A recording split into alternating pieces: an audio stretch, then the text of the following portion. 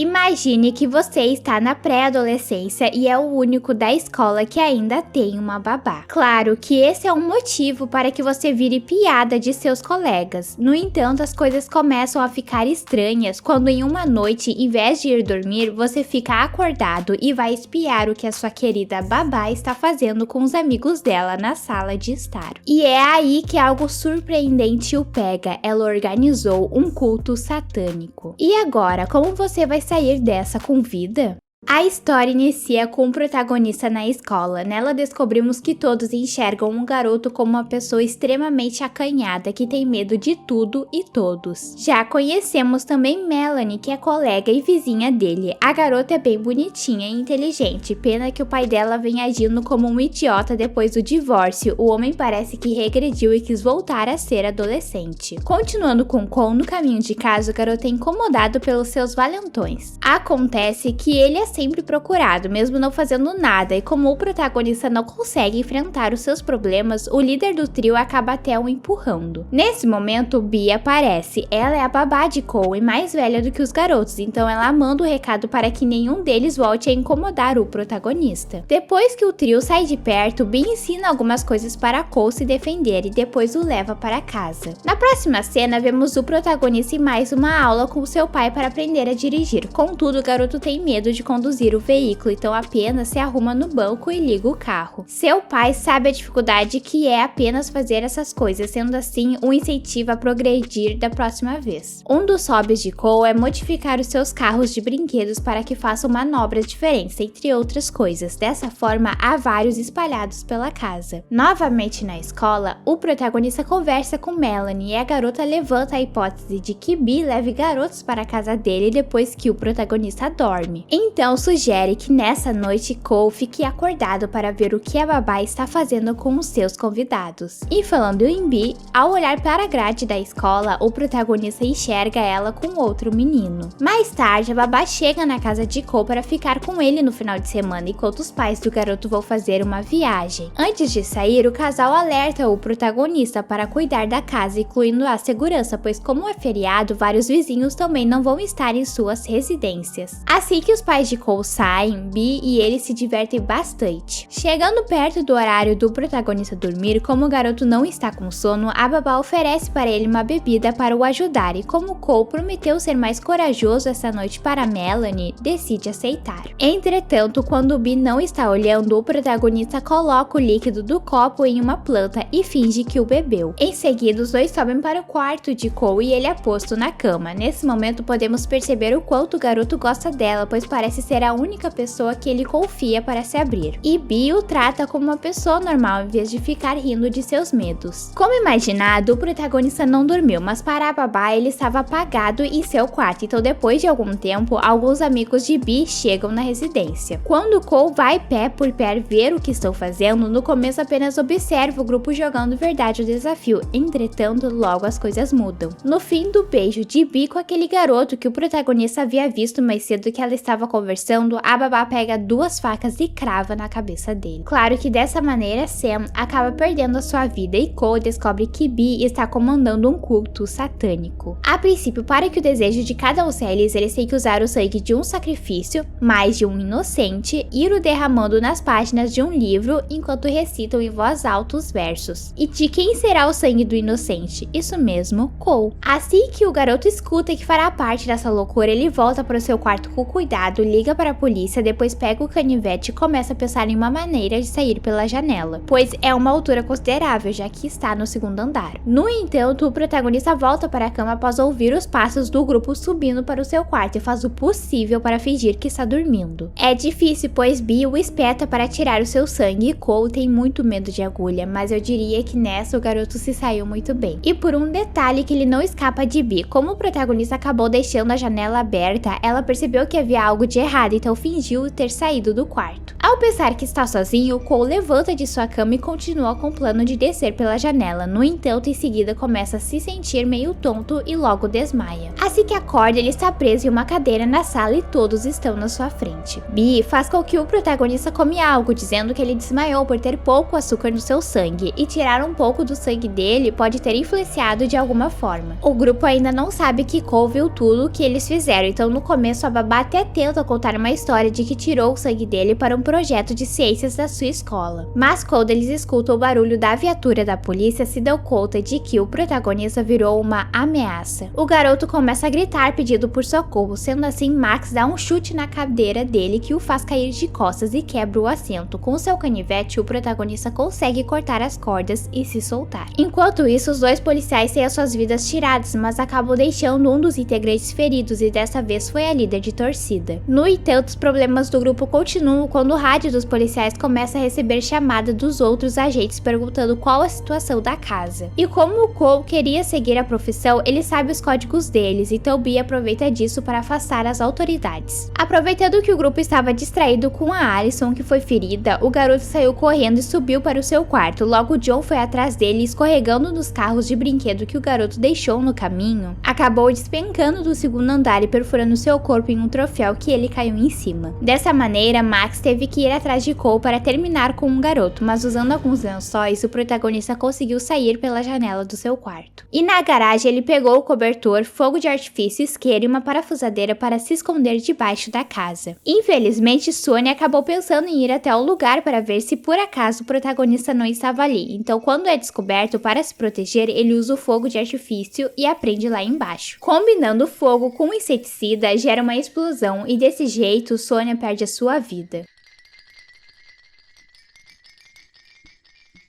Mas Cole ainda tem problemas para enfrentar e um deles se aproxima ao ouvir o barulho que o protagonista causou. Ele até tentou usar um dos conselhos que havia recebido de Bee sobre como se defender dos seus valentões, contudo não deu muito certo com Max. Sendo assim, um grandão o pega pelo pescoço e começa a se livrar do garoto, mas deseja parar quando ouve o barulho de alguém jogando ovos na casa de Cole. Acontece que Jeremy, o líder dos valentões do protagonista, é quem está fazendo isso, então Max quer que Cole enfrente o garoto antes de perder a sua vida e lhe dá a chance de fazer isso. Mas o protagonista acaba falando para Jeremy o que está acontecendo e pede pela ajuda dele. Contudo, o garoto não acredita em Cole e acaba indo embora, o deixando no meio daquela loucura. Em seguida, Max e o protagonista voltam para uma perseguição. Cole vai até a sua casa da árvore que está em desconstrução para tentar se esconder, mas o grandão acaba conseguindo subir lá. E quando o lugar começa a dar indícios que vai cair, os dois se agarram na corda, o que resulta com Max tendo ela passada em seu pescoço e assim perde a vida. Logo, o próximo problema de Cole surge. Bee aparece armada tentando acertar ele, e como sai correndo pela vizinhança, Melanie abre a porta da casa dela para o garoto se abrigar lá. O protagonista explica tudo o que aconteceu para sua amiga e posteriormente os dois escutam a porta da casa dela sendo aberta. A babá procura por eles no local, mas os dois conseguem se esconder no banheiro sem serem vistos. Lá, Cole e sua amiga acabam tendo o primeiro beijo deles. Antes de se despedirem, ele pediu para que Melanie avisasse a polícia sobre o que estava acontecendo e passou o código da situação para que os homens entendessem exatamente o grau. Depois, o garoto a deixa no cômodo para chamar a atenção de Bee para fora do lugar. E entrando na casa dele de volta, acaba tendo que enfrentar a Allison, que pelo visto ainda não perdeu a sua vida.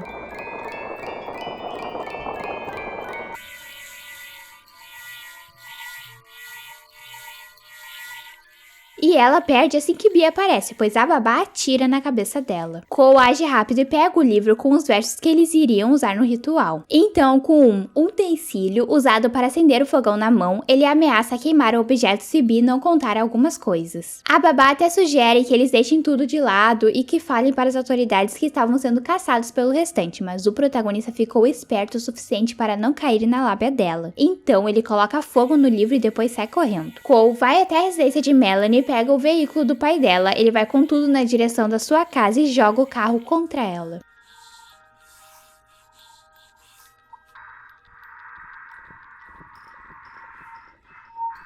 Bee foi atingida em cheio, mas antes de sair para fora da residência, o protagonista acaba se despedindo dela. Logo, as autoridades chegam e a família do garoto também, então é a nossa vez de nos despedirmos desse filme que, apesar de não curtir muito um terrorzinho, esse eu amei. Mas tem cenas pós-créditos e vemos que quando um bombeiro está vasculhando o que sobrou da casa, ele é atacado pelo que parece ser Bi. O que vocês acharam desse filme? Espero que tenham gostado do resumo, deixem as suas sugestões nos comentários e se inscrevam. Se gostaram do vídeo, curta e compartilhem para me ajudar. Até a próxima!